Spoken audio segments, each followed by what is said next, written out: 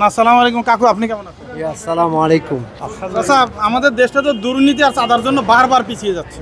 কারণ সামনে কোন দল ক্ষমতা আসলে দুর্নীতি এবং চাঁদা মুক্ত একটা দেশ পাবো আমরা। আসলে দলের কথা বলতে গেলে তো দলীয় দৃষ্টিকোণ থেকে বলতে হবে প্রথম কথা। দ্বিতীয় কথা হচ্ছে যে দুর্নীতি এবং চাঁদাবাজিটা তো রাতারাতি আপনি শেষ করতে পারবেন না। এই জন্য আপনাকে যেটা করতে হবে, একটা লং টার্ম আপনাকে প্র্যাকটিসে আসতে হবে, নাম্বার ওয়ান।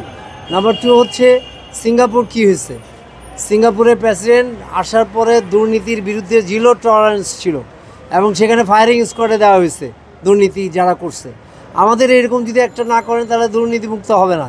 এটা হচ্ছে নাম্বার টু। নাম্বার থ্রি হচ্ছে যে দুর্নীতি আসলে আমাদের রন্ধে রন্ধে ঢুকে গেছে। এটা অনেকে বলছে স্পিড মানি, ঠিক না? আমাদের সাবেক অর্থমন্ত্রী বলছে এটা স্পিড মানি। আসলে অনেক টাকা সাবেক গভর্নমেন্ট কিন্তু টাকা তো নিয়ে আমাদের ফোকলা বানায় দিচ্ছে, কামলা বানায় রাখছে আমাদেরকে। উই আর স্লেভস, মানে অ্যাজ লাইক অ্যাজ স্লেভস আমাদেরকে এইভাবে করতেছে। আর এখন আপনি এইটাকে করতে গেলে আপনাকে উপরের মানে মাথাকে ঠিক করতে হবে। মাথায় যদি পচন ধরে তাহলে সারা জাতিটা পচন ধরবে। আপনি মাথা আগে ঠিক করতে হবে। তো এটার জন্য আপনাকে যেটা করা দরকার সেটা হচ্ছে যে আমাদের একজন স্ট্রং রোলার লাগবে, যিনি রোল করবেন, স্ট্রংলি রোল করবেন, জিরো টলারেন্স। ইভেন যদি ফায়ারিং স্কোয়াডে দিতে হয় তাহলে এই যে যারা দুর্নীতি করছে তাদেরকে ফায়ারিং স্কোয়াডে দিতে হবে। আর এই যে যাদেরকে এই যে রাস্তায় চাঁদাবাজি বা অন্যান্য যে চাঁদাবাজিগুলো হচ্ছে, এটার একটা কারণ হচ্ছে এই শ্রেণীটা দুর্বল। এদেরকে আইনি আপনি প্রোটেকশন যদি না দেন তাহলে এরা এই যে এখন আপনি আওয়ামী লীগ গেছে, ধরেন সে অন্য কেউ যদি না আসে যে চাঁদা নিতে, তাহলে ওই আওয়ামী লীগাররাই আইসে আবার চাঁদাবাজি করবে, বিকজ তারা তো দুর্বল। তো এখন অন্য দল বা অন্য লোক অটোমেটিক্যালি আসবে। কারা প্রোটেক্ট দিবে? যারা প্রোটেক্ট দিতে যাবে তাদেরও তো সিকিউরিটি দরকার। তো এই জন্য আপনি এই নিম্ন শ্রেণী যারা কষ্ট করে এই যে ফুটপাতে কাজ করে আপনি মানে তাদের সংসার পরিচালনা করতেছে, তাদেরকে আপনি স্ট্রংলি একটা সেফটি একটা দিতে হবে, মানে প্রোটেকশন দিতে হবে। এই প্রোটেকশনটা যে পর্যন্ত না হবে সেই পর্যন্ত চাঁদাবাজি বন্ধ হবে না। এটা হচ্ছে আমার শেষ কথা। কোন দল ক্ষমতা আসলে সেটা সম্ভব? আসলে এটা আমরা বলবো যে দলের ব্যাপারটা আসলে আপেক্ষিক।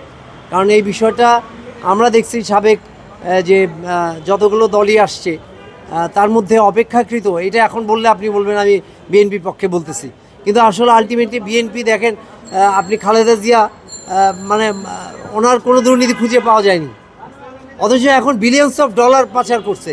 ইভেন ফরিদপুরের ছাত্রলীগের একজন সভাপতি, সে ২৫০০ কোটি টাকা পাচার করছে। Can you imagine it? দেশটার ফোকলা বানায় ফেলছে। আপনি সেই তুলনায় বিএনপি অনেক ভালো কাজ করছে। আর আপনি এই প্রসঙ্গে আরও বলতে চাই, আরও ভালো দল আছে, তারা আসুক, আইসা দেশের জন্য কাজ করুক, মানুষের জন্য কাজ করুক। যে হ্যাঁ, অবশ্যই যে আসবে তাদেরকে আমরা ওয়েলকাম জানাবো। শুধু তাদেরকে অবশ্যই ভালো হওয়া লাগবে, অবশ্যই তাদেরকে ভালো হইতে হবে, তা না হইলে তো হবে না।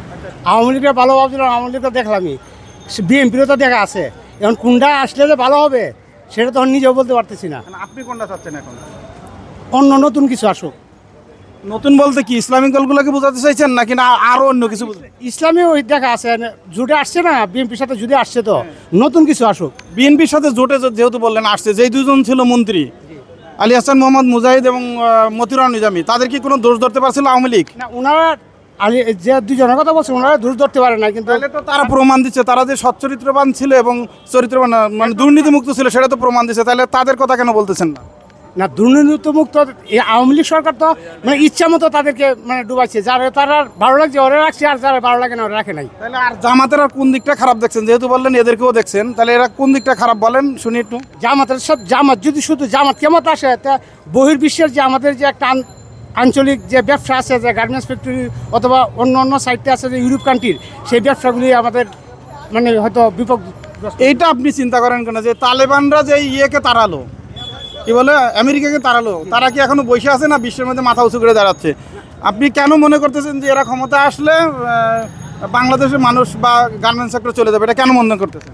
এটা মনে করতেছি এই কারণে, যেমন যে জায়গায় ইসলামটা একটু বেশি কায়েম হয় সেই জায়গায় ওরা আক্রমণটা বেশি করে। তাহলে আপনি যদি তাদের মতামত নেওয়া না চলে তো তাদের উপরে আক্রমণটা বেশি হয়। তাহলে আপনি ইসলাম মুসলমান দাবি করবেন, তাহলে কি আপনি পরীক্ষা দিতে প্রস্তুত না? হ্যাঁ, আমি ইনশাল্লাহ পরীক্ষা দিতে প্রস্তুত।